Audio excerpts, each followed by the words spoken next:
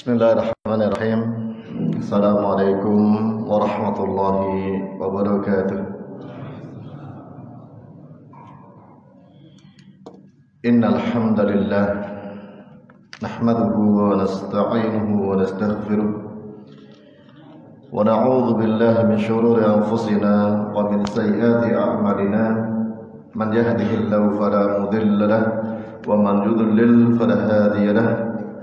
Asyhadu an la ilaha illallah wahdahu la syarika lah wa asyhadu anna Muhammadan abduhu wa rasuluhu la nabiyya ba'dah.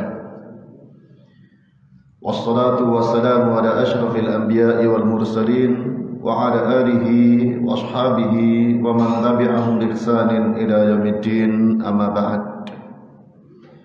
Hadirin kaum muslimin wal muslimat, bapak-bapak dan ibu-ibu jamaah Masjid Al-Amin rahimani wa rahimakumullah. Alhamdulillah, kita senantiasa bersyukur kepada Allah dengan memenuhi 3 rukun bersyukur dengan lisan memuji dan menyanjung Allah Subhanahu wa taala, kemudian dengan hati mengakui dan meyakini serta menyandarkan bahwa semua nikmat dari Allah Subhanahu wa taala. Lalu kemudian yang ketiga, mempergunakan nikmat Allah dalam perkara-perkara yang Allah taala ridhoi serta menjaga nikmat Allah jangan sampai digunakan untuk bermaksiat kepadanya. Ini 3 rukun bersyukur yang disebutkan oleh Al-Imam Ibnu Qayyim dan juga dikuatkan oleh Syekh Abdurrahman bin Nasir As-Sa'di rahimahullah ta'ala. Kaum muslimin sekalian rahimani rahimakumullah, kalau kita hari-hari ini di bulan Agustus, kaum muslimin secara khusus di negeri ini, ya, bangsa Indonesia euforia dengan bahagia dan gembira memperingati kemerdekaannya. Dan ini sudah selayaknya seorang senantiasa mengingat nikmat Allah Subhanahu wa taala. Memang harus mensyukurinya. Namun perlu diingat 3 rukun tersebut.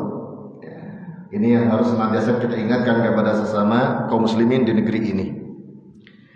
Kalau yang pertama, insya Allah terpenuhi memuji Allah. Alhamdulillah, Allah berikan kemerdekaan kepada bangsa kita. Kemudian yang kedua, harus dinisbatkan nikmat kemerdekaan itu memang rahmat dari Allah Subhanahu wa taala, nikmat pemberian dari Allah dengan sebab perjuangan orang-orang tua kita, para pendahulu kita. Nah, yang ketiga ini yang sering masih perlu dikoreksi, ya, sering keliru hingga perlu banyak dievaluasi. Mempergunakan nikmat merdeka harusnya untuk digunakan dalam perkara yang Allah Ta'ala ridhoi. Bahkan kalau Ibnu Qayyim mengungkapkannya, digunakan untuk tunduk dan patuh, taat kepada Allah Subhanahu wa taala. Ditambah oleh Syekh Sa'di, dijaga dari penggunaannya dalam perkara yang mengandung kemaksiatan kepada Allah Subhanahu wa taala. Nah, sesuai kacamata Islam, pandangan seorang muslim tentunya harusnya bersyukur itu dengan semakin mendekatkan diri kepada Allah, semakin patuh, semakin taat kepada Allah, menunaikan perintahnya dan menjauhi larangannya. Dan dengan persepsi yang telah kita pelajari, tentunya masih banyak kaum muslimin, terutama saat karnaval, saat pawai pembangunan, ya, saat istilah-istilah lain, itu justru ekspresi syukurnya keliru, banyak mengandung kemaksiatan. Ya. Dalam Islam dilarang yang namanya tabarruj, wanita dewasa sudah nikah ataupun belum nikah, ya, menampakkan auratnya Ya, ini seolah-olah bebas di hari karnaval. Seorang berpenampilan ya lawan jenisnya, laki-laki kostumnya perempuan, perempuan kostumnya laki-laki, ini juga terlarang dan seterusnya. Kalau dikoreksi, istilah Jawanya dipetani, terlalu banyak. Ya, ekspresi bersyukurnya keliru. Ya. Terus muncul kadang pertanyaan, terus bagaimana bersyukurnya kalau orang mendapatkan kemerdekaan?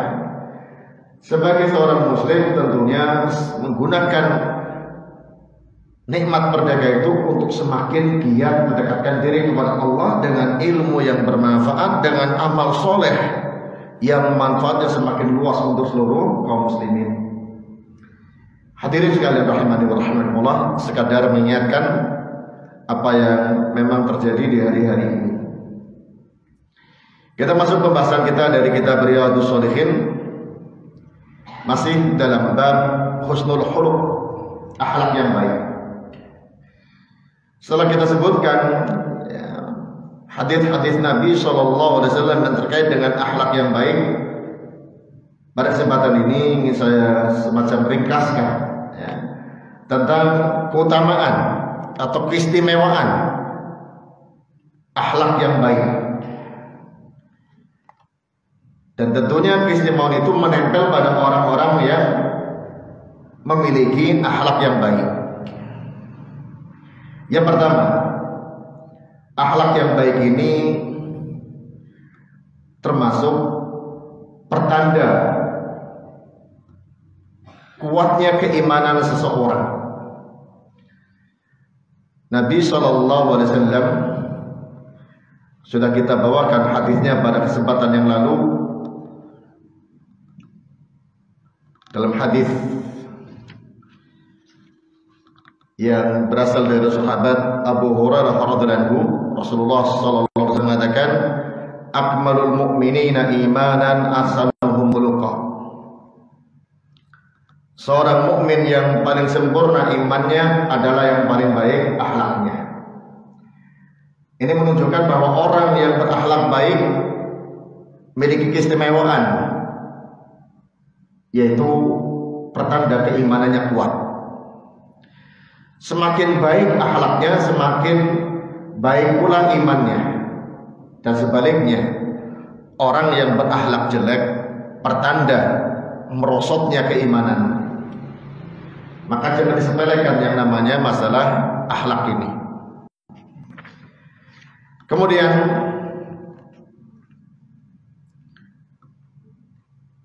juga disebutkan bahwa orang yang terbaik di tengah-tengah manusia adalah yang terbaik akhlaknya, bukan yang terbaik rumahnya, bukan yang terbaik kedudukannya, bukan yang terbaik nasabnya, tapi yang terbaik adalah akhlaknya. Dalam hadis tersebut lanjutannya Nabi SAW mengatakan, wa khiyarukum linisaihim, sebaik-baik kalian terhadap agamanya dan akhlaknya. Kata Nabi SAW, fazawwijuhu, maka nikahkanlah, terima lamarannya, nikahkanlah.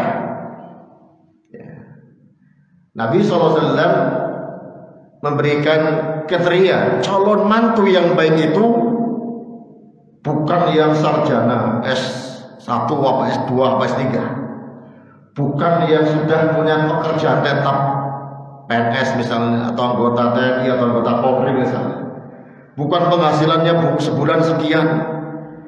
Nabi SAW menyebutkan kriteria calon mantu yang baik dua, agama dan akhlak. Kalau engkau melihat orang itu memang orang yang taat beragama dan akhlaknya baik, dan ini saling berkaitan, kata Nabi SAW, fazawijuhu. Ya. Namun kadang sebagian bapak, sebagian orang tua nambah pertanyaan, ya. Tanya pekerjaannya apa, ya. Profesinya apa, sekolah terakhir di mana. Ya. Seolah orang yang penghasilannya memadai itu jaminan akan membahagiakan anaknya, padahal belum tentu. Nabi SAW menyampaikan dua kriteria ini bukan dari pengalaman beliau, bukan dari ilmu beliau, bukan dari pribadi beliau, itu wahyu dari Allah Subhanahu wa Ta'ala. Nabi SAW mendapatkan dua kriteria ini bukan karena pengalaman, bukan karena dari pribadi sendiri. Itu yang sudah diingatkan oleh Allah Ta'ala dalam surah Najm, wa ma yantiqu 'anil hawa. Beliau tidak bicara dari hawa nafsunya, in huwa illa wahyun yuha. Tidak lain, Nabi bicara dari wahyu yang diwahyukan kepadanya. Kemudian kata Nabi SAW, illa daf'alu takun fitnatan fil ardi wa fasadun 'arid. Jika kamu tidak melakukan, kamu tidak menjodohkan putrimu dengan lelaki yang baik agamanya dan baik akhlaknya, akan timbul fitnah di muka bumi ini dan akan muncul kerusakan yang luas. Ini efek negatif kalau seorang menikahkan putrinya dengan pertimbangan urusan dunia, bukan karena masalah agama, bukan karena masalah akhlak. Ini juga menunjukkan orang yang menikahkan putrinya dengan pertimbangan agamanya baik, akhlaknya baik, sudah tutup mata dari masalah pekerjaan, penghasilan. Kalau akhlaknya baik, agamanya baik, sudah itu jaminan. Rasulullah nyampaikan itu, maka dia akan bahagia. Dan ini banyak terbukti. Hadirin sekalian rahimani wa rahimakumullah. Ini menunjukkan bahwa seorang yang imannya kuat, orang yang terbaik itu nampak pada taatnya dalam beragama secara nyata. Ya, sholat 5 waktu bagi laki-laki berjamaah. Kemudian akhlaknya baik. Akhlak yang baik bagaimana? Nah ini Nabi SAW dalam hadis dari sahabat Abu Dzar dan Mu'adz bin Jabal, dua sahabat meriwayatkan hadis yang bersamaan, bahwa Nabi SAW berikan wasiat. Dia mengatakan, ittaqillaha haitsu ma kunta, bertakwalah dimanapun kau berada, wa atbi as-sayyi'atal hasanata tamkuha, dan ikutilah perbuatan jelek dengan kebaikan yang akan menghapusnya, wa khaliqin nasa bi khuluqin hasanin. Kemudian pada pesan yang terakhir, berakhlaklah kepada manusia dengan akhlak yang baik, wa khaliqin nasa bi khuluqin hasanin. Nabi SAW mengingatkan 3 hal dalam hadis ini. Pertama, kaitannya dengan Allah Subhanahu wa Ta'ala, ittaqillaha haitsu ma kunta, bertakwalah engkau dimanapun kau berada. Bukan hanya saat di masjid, bukan hanya saat di rumah bersama keluarga, tapi kata Nabi SAW, katakannya sangat mendalam, dimanapun engkau berada, di tempat kerja, di jalan, di tempat hiburan, tempat rekreasi, tetap gunakan ketakwaan. Itulah ciri seorang muslim, ketakwaannya dibawa kemanapun dia berada. Karena kadang-kadang ada orang yang menggunakan istilah toleran dengan istilah demokrasi. Tak kalah di tempat hiburan dia berbaur sebagaimana hiburan, gak pandang bulu haram halal. Ini takwaannya ditinggal. Tak kalah di pasar, takwanya ditinggal. Yang penting untung banyak. Ya bukan seorang muslim. Di jalan, yang penting dirinya terpenuhi kemauannya, ugal-ugalan, ya, semaunya, gak menghargai orang lain dan seterusnya. Tapi dari masjid, masya Allah, rajin ibadah. Karena ketakwaan jadi masjid ini keliru. Ya. Pesan Nabi SAW yang namanya ketakwaan dimanapun berada. Maka disayangkan kadang-kadang di lingkungan rumahnya aktif berjamaah, aktif nyumbang jamaah masjid, waktu bangun masjid, waktu pesantren, tapi di pekerjaan korupsi. Ketakwaannya ditinggal di masjid, di lingkungannya. Ya, ternyata nggak ketahuan oleh masyarakatnya, ketahuan oleh KPK, tahu ditangkap. Ya, berarti tak kalah bekerja tidak menggunakan ketakwaan. Kemudian diingatkan oleh Nabi SAW, "Atbi'is sayyi'atal hasanata tamhuha." Ikutilah satu perbuatan jelek, perbuatan dosa dengan kebaikan yang menghapusnya. Kebaikan utama yang harus dikerjakan tak kalah orang berbuat dosa pertama kali adalah istighfar dan bertobat. Kemudian berbanyak beramal soleh, bersedekah.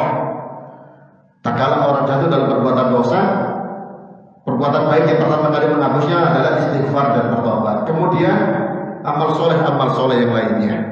Baru kemudian Nabi SAW mengingatkan, wa khaliqin nasa bi khuluqin hasanin. Berakhlaklah kepada manusia dengan akhlak yang baik dalam ucapan, dalam perbuatan. Ya, dalam ucapan yang membahagiakan, menyenangkan, dalam perbuatan yang memberi manfaat dan menghindarkan yang ma'ruf, yang berbahaya. Kemudian keistimewaan berikutnya, orang yang berakhlak baik akan menjadi orang yang dekat dengan Nabi Sallallahu Alaihi Wasallam. Ini yang disebutkan dalam hadis Jabir bin Abdullah radhiyallahu anhu, bahwa Rasulullah Sallallahu Alaihi Wasallam bersabda, "Inna min ahabbikum ilayya wa aqrabikum minni majlisan yaumal qiyamah ahasinukum akhlaqa." Di antara orang yang paling aku cintai dan yang paling dekat majelisnya denganku nanti pada hari kiamat adalah yang paling baik akhlaknya.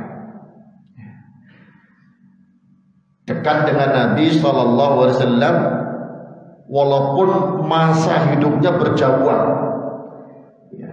Kita sekarang saja sudah berjarak, ya kalau hitungan hijriah saja sudah 1445 tahun. Itu jarak waktu, jarak tempat juga berjauhan. Ya. Namun nanti pada hari kiamat Nabi SAW menyampaikan banyak peluang untuk bisa berdekat dengan Nabi SAW. Bukan karena kerabat, ya, bukan karena sezaman, tapi karena akhlak. Ini disampaikan oleh beliau. Yang paling dicintai oleh Nabi, yang paling dekat tempat duduknya dengan Nabi SAW nanti pada hari kiamat adalah yang paling baik akhlaknya. Kalau dari sisi tempat kita memang berjauhan, apalagi beliau sudah meninggal 1445 tahun yang lalu. Secara fisik kelihatannya mustahil, tapi Nabi memberikan peluang, harapan dengan akhlak yang baik akan bisa menjadi orang yang dekat dengan beliau. Dan sebaliknya kata beliau, wa inna abghadakum ilayya wa ab'adakum minni yaumal qiyamati ath-thartharuna wal mutasyaddiquna wal mutafahihun.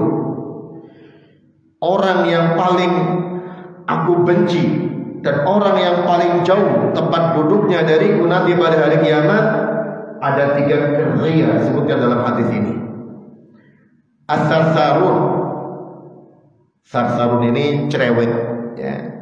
Banyak ngomong, nyerocos dengan maksakan diri. Artinya apa? Bukan kapasitas yang untuk ngomong dia ngomong. Ya. Tapi kalau orang memang diberi kewenangan untuk ngomong dan itu memang punya kapasitas, ya memang mestinya ngomong. Tapi ini gak punya kapasitas dan bukan kewenangannya, takalluf, maksakan diri. Ya, ini biasanya obrolan, ya, yang terjadi di antara orang-orang.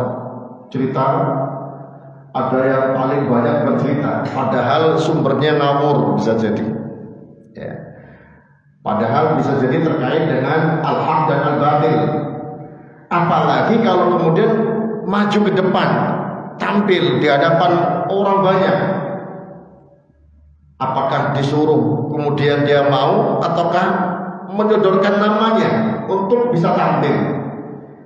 Ini biasanya kan kalau bulan Ramadan banyak jadwal kuliah subuh, ya, kultum antara tarawih dan isya, dan pengajian sebelum berbuka. Itu sehari bisa 3 kali. Sebulan berarti dibutuhkan banyak pembicara. Akhirnya dibutuhkan para pembicara. Ya.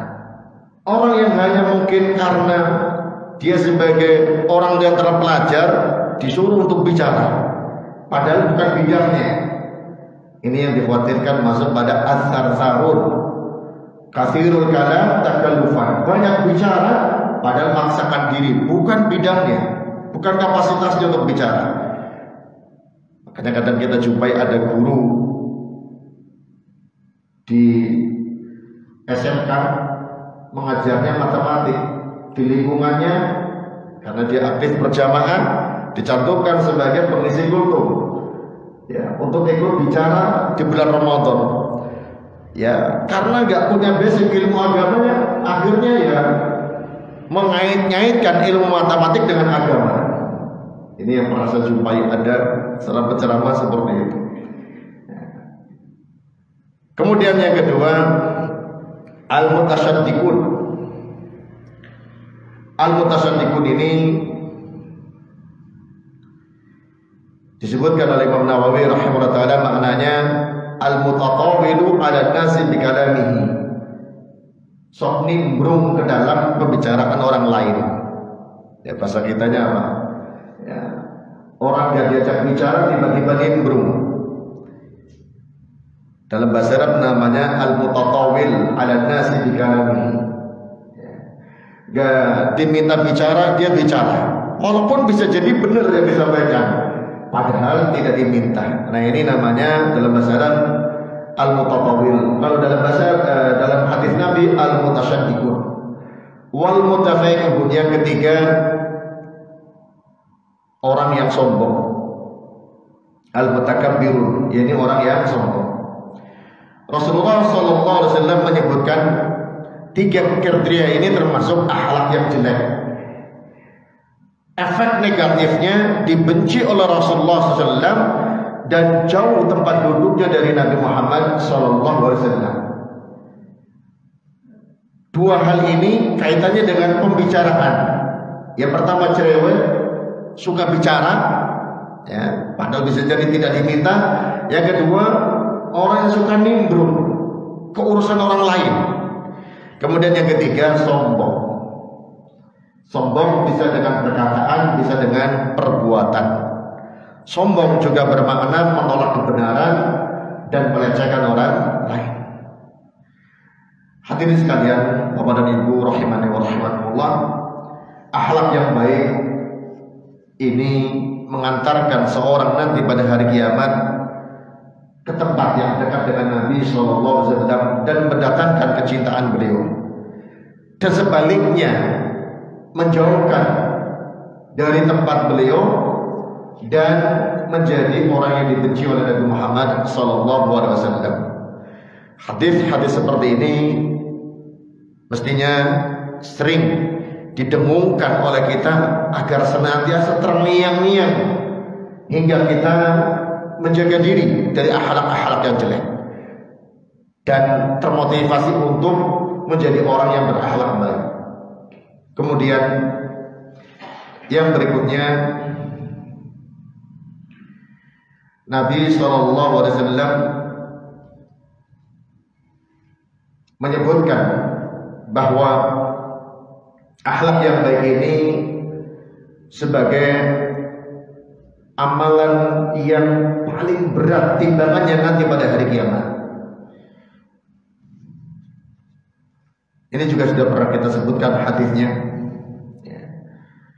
Kata Nabi SAW mengatakan, "Ma min syai'in athqalu fi mizanil mu'min yaumal qiyamati min khuluqin hasan." Tidak ada sesuatu yang lebih berat dalam timbangan seorang mukmin nanti pada hari kiamat daripada akhlak yang baik. Amalan-amalan seorang mukmin, ini kaitannya seorang mukmin yang sudah punya iman, tentunya banyak ragamnya. Namun yang paling berat nilai dan kualitas amalan tersebut adalah akhlak yang baik. Akhlak yang baik ini sangat dihargai oleh Allah Subhanahu wa taala, tak kalah ditimbang mengalahkan amalan-amalan yang lainnya. Makanya kemudian pada keutamaan berikutnya, keistimewaan berikutnya, akhlak yang baik itu mengalahkan keutamaan puasa sunnah dan sholat malam.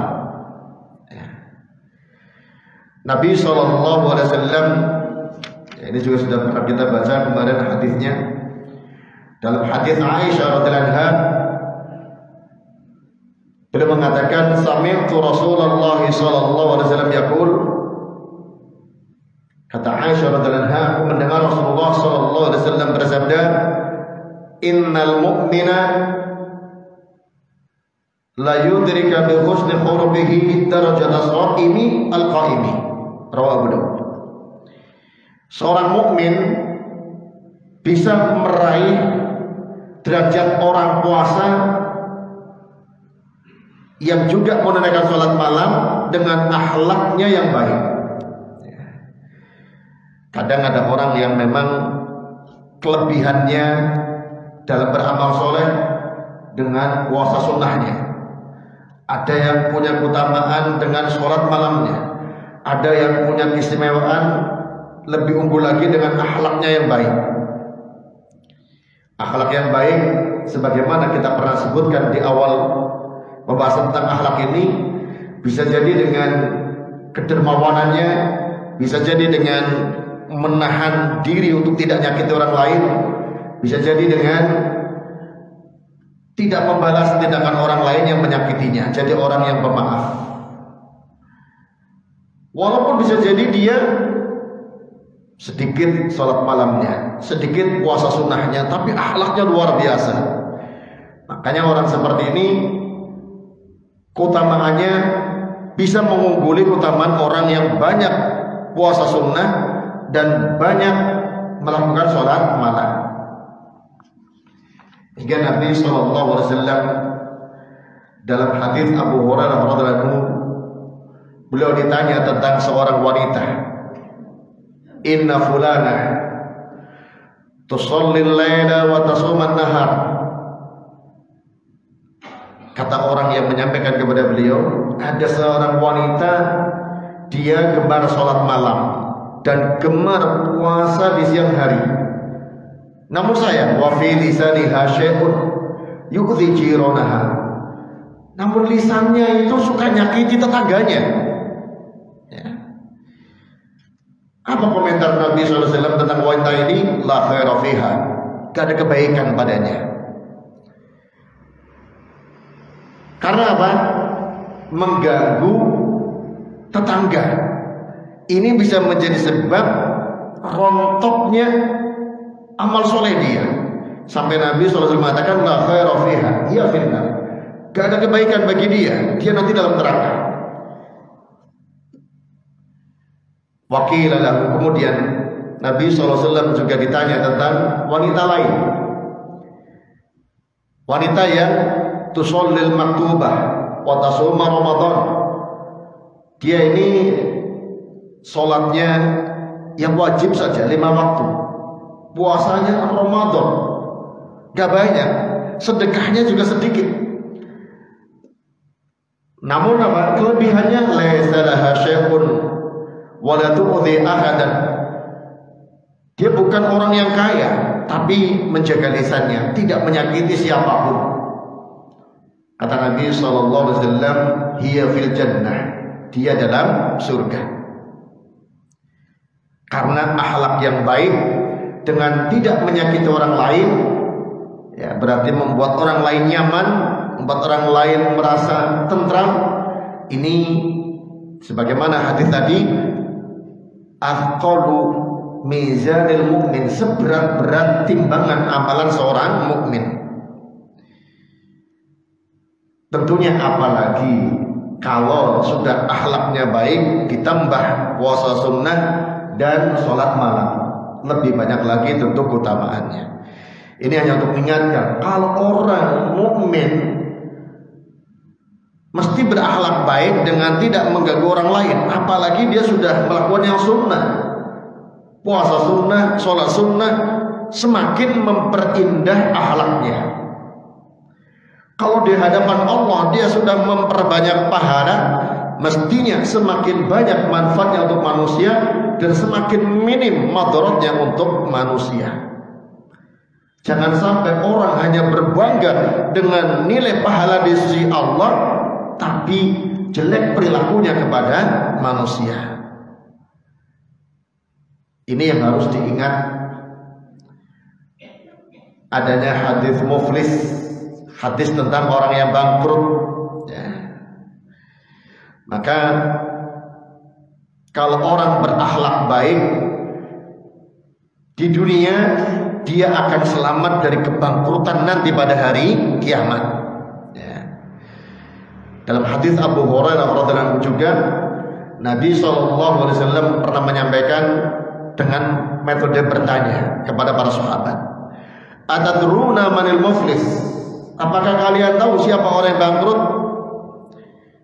Para sahabat menjawab sesuai dengan pemahamannya, al-muflisu fina man la dirham lahu wa la mata'. Orang bangkrut dengan kita ya orang yang nggak punya dirham, orang yang nggak punya harta benda. Kata Nabi SAW, al-muflisu min ummati man ya'ti yaumal qiyamati bi sholatin wa siyamin wa zakatin. Sedangkan bangkrut dari kalangan umatku adalah nanti orang yang datang pada hari kiamat dengan membawa pahala sholat, pahala puasa, dan pahala zakat. Namun saya, wa ya'ti wa qad syatama hadha wa qatafa hadha wa akala mala hadha wa safaka dama hadha wa daraba hadha. Ternyata dia juga saat di dunia mencela orang ini, menuduh orang ini, makan harta orang ini dengan cara yang batil, menumpahkan darah orang ini, memukul orang ini. Akhlaknya jelek, ucapannya menyakitkan dengan cacian, dengan tuduhan, perbuatannya jelek, menyakiti orang lain dengan mengambil hartanya, menumpahkan darahnya dan memukul fisiknya. Maka akhirnya apa? Fayu'ta hadza min hasanatihi. Orang yang dizalimi ini pun akhirnya diberi kepadanya kebaikan-kebaikan yang diambil dari orang tadi. Yang ini juga demikian, peradilannya dengan tebusan amal solehnya.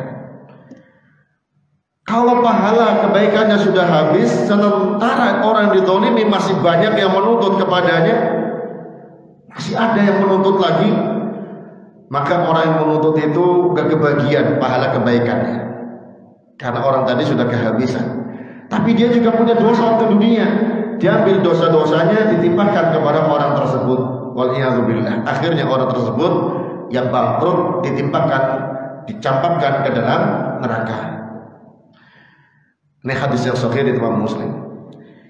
Maka orang yang berakhlak jelek, sebagaimana tetangga tadi yang sebagaimana seorang wanita suka menyakiti tetangga tadi, walaupun dia rajin puasa sunnah, sholat malam,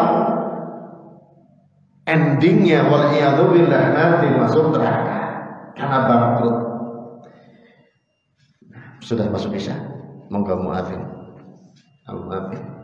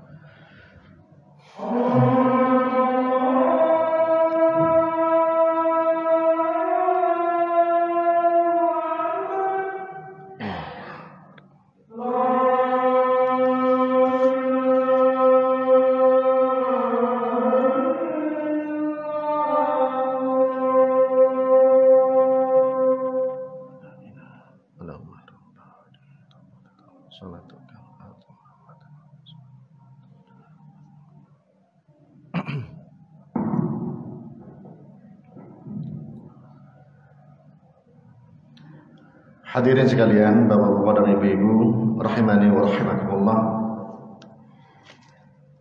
Kemudian keistimewaan berikutnya bahwa orang yang berakhlak baik ini dapat jaminan dari Nabi SAW akan berada di surga yang paling tinggi.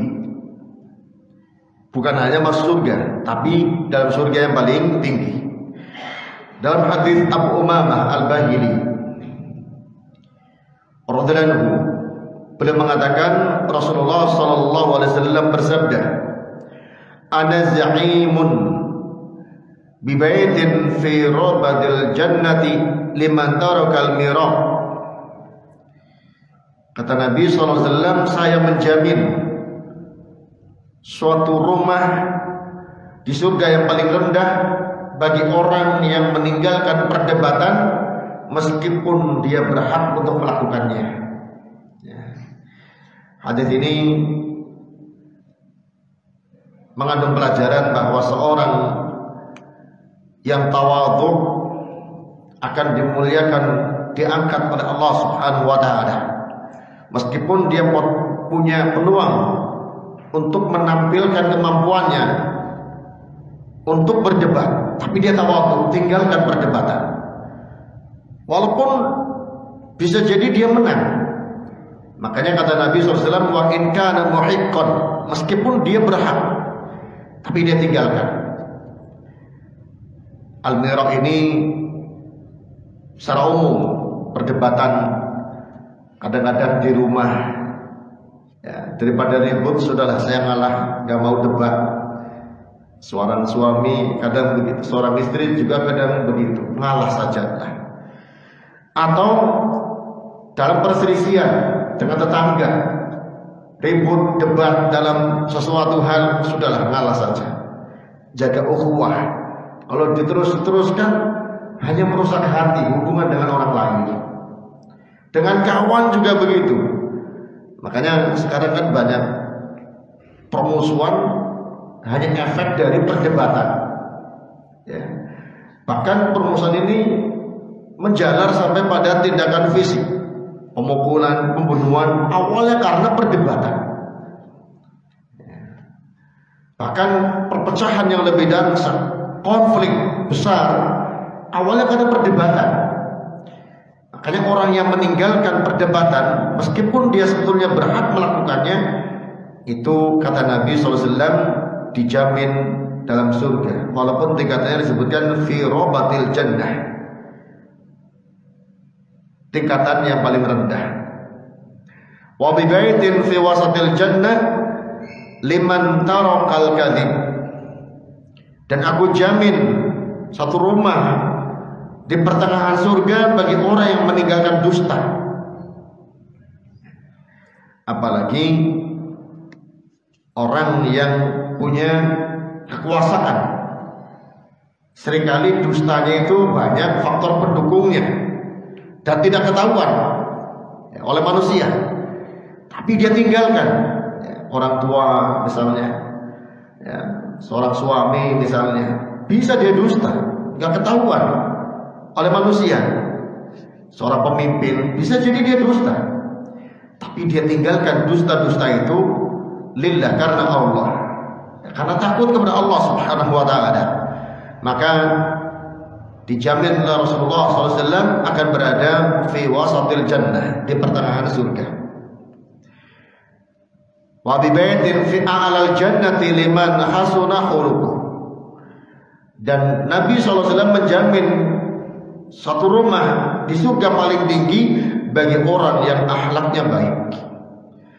Karena yang pertama, yang kedua itu bagian akhlak yang baik, dan yang lain-lainnya tercakup dalam akhlak yang baik. Hadis ini riwayat Abu Dawud dengan sanad yang sahih. Maka orang yang berakhlak baik ini sangat dihargai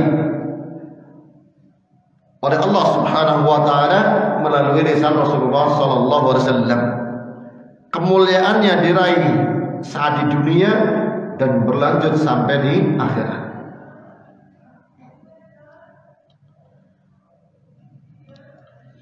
Kemudian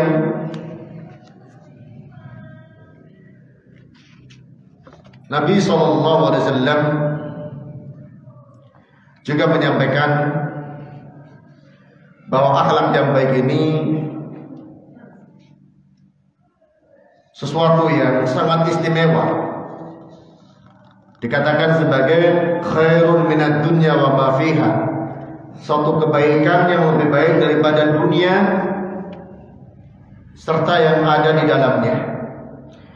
Karena Nabi SAW mengatakan, arba'un idza kunna fika fama 'alaika ma fataka minad dunya.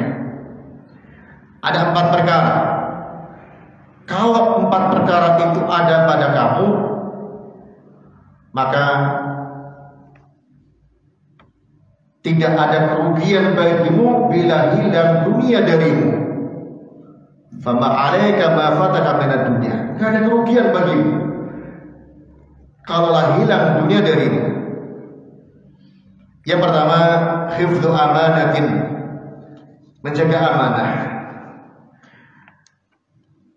Menjaga amanah secara umum tentunya. Amanah sebagai manusia diciptakan oleh Allah untuk beribadah kepada Allah Subhanahu wa ta'ala. Itu amanah sebagai manusia. Amanah sebagai seorang bapak punya anak, amanah sebagai suami punya istri, amanah sebagai seorang pemimpin, amanah sebagai seorang tetangga punya tetangga, dan seterusnya. Apalagi amanah yang memang dititipi harta orang lain. Menjaga amanah secara umum. Yang kedua, wasyidqu haditsin, dan jujur ucapannya. Jujur ucapannya, baik kepada manusia, begitu pula kepada Allah Subhanahu wa ta'ala. Karena orang yang jujur kepada Allah Subhanahu wa ta'ala, yang telah dia nyatakan dengan ucapan asyhadu an la ilaha illallah wa asyhadu anna muhammadar rasulullah, berarti yang memang harus beribadah hanya kepada Allah dan mempersaksikan Nabi Muhammad SAW sebagai utusan Allah, ya harus mengikutinya. Jujur dia harus. Maka orang yang tidak beribadah kepada Allah padahal dia telah bersaksi, dikatakan munafik. Ucapannya tidak sesuai dengan kenyataannya. Orang yang tidak mengikuti Nabi Muhammad SAW tidak jujur, berarti munafik dia. Karena di antara khasnya orang munafik adalah dusta. Kemudian wa husni khaliqatin, baik akhlaknya. dalam ucapan dan dalam perbuatan, wa iffatin fi tu'matin, dan menjaga harga diri dalam makanan, mencukupkan dengan yang halal, tidak menyentuh kepada yang haram. Kalau 4 perkara ini ada pada seorang, maka dia mendapatkan kebaikan yang lebih baik daripada dunia beserta isinya. Ini yang disampaikan oleh Nabi kita Muhammad sallallahu alaihi wasallam. Namun tidaklah bisa merasakan ini kecuali orang-orang yang telah merasakan lezatnya iman pada dirinya. Kemudian hadirin sekalian rahimani wa rahimakumullah, yang terakhir, bahwa yang namanya akhlak yang baik ini, kata beliau, kata Nabi sallallahu alaihi wasallam, al-birru husnul khuluq. Al-birru husnul khuluq. Segala kebaikan adalah akhlak yang baik. Hadis ini sahih Imam Muslim. Menunjukkan bahwa dalam agama Islam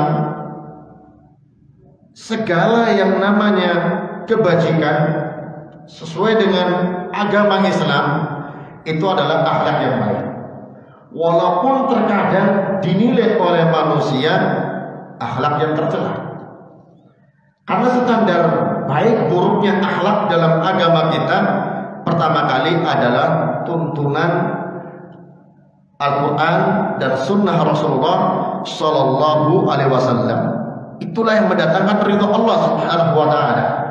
Walaupun bisa jadi di awal kali orang menjalaninya dicemooh, dinyinyir oleh orang lain, namun tak kala orang itu bersabar terus mencari ridho Allah dan mengamalkannya, Allah akan membuat ridho manusia yang tadinya mencemooh dan menyinyirnya. Itulah nasihat yang dikutip oleh Aisyah radhiyallahu anha dari Nabi SAW disampaikan kepada Muawiyah radhiyallahu anhu. Ya, tak kala Aisyah mengingatkan, manil tamasa ridallahi, barang siapa mencari ridha Allah dengan akhlaknya, dengan akidahnya, dengan ibadahnya, dengan seluruh perbuatannya, walau bisa khatin nas, walaupun kadang dimurkai oleh manusia, dibenci oleh manusia, akhirnya radhiyallahu anhu wa arda anhu nas, Allah ridha kepada manusia, Allah ridha kepadanya, dan Allah membuat manusia ridha kepadanya. Inilah orang yang berakhlak baik dengan standar Al-Quran dan Sunnah Rasulullah Sallallahu Alaihi Wasallam.